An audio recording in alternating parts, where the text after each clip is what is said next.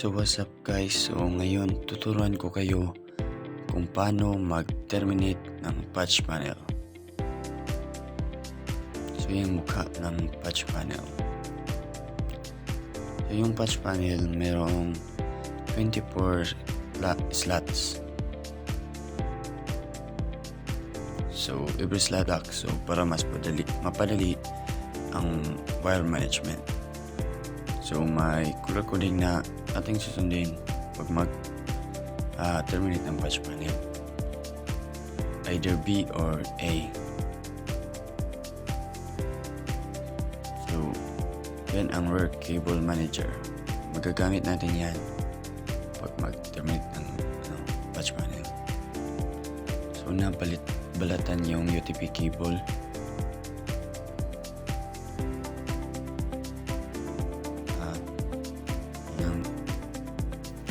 Twist na din yan. Tapos putulin yung nasa gitna na plastic kasi makabarado yan pag ipuputulin. Ngayon ang susundin natin your B or mas kilala na tatawag na straight through. Yung A pala ay crossover.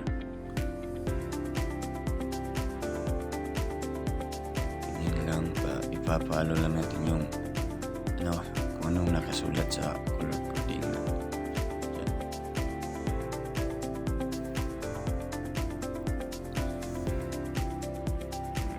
Ganyan lang.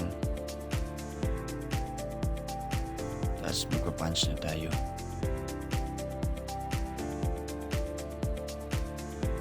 Make sure na nasa labas yung parang gunting kasi yan ang puputol ng wire.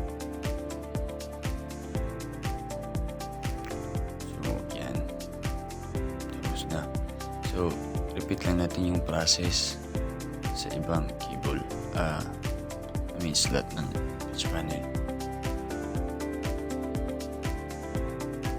Okay.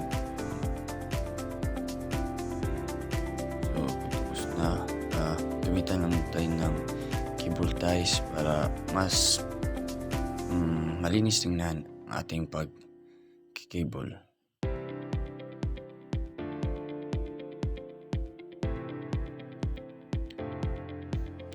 Linisan lang natin. Ganyan na siya, no? So, ganyan lang ang pag-terminate ng patch panel.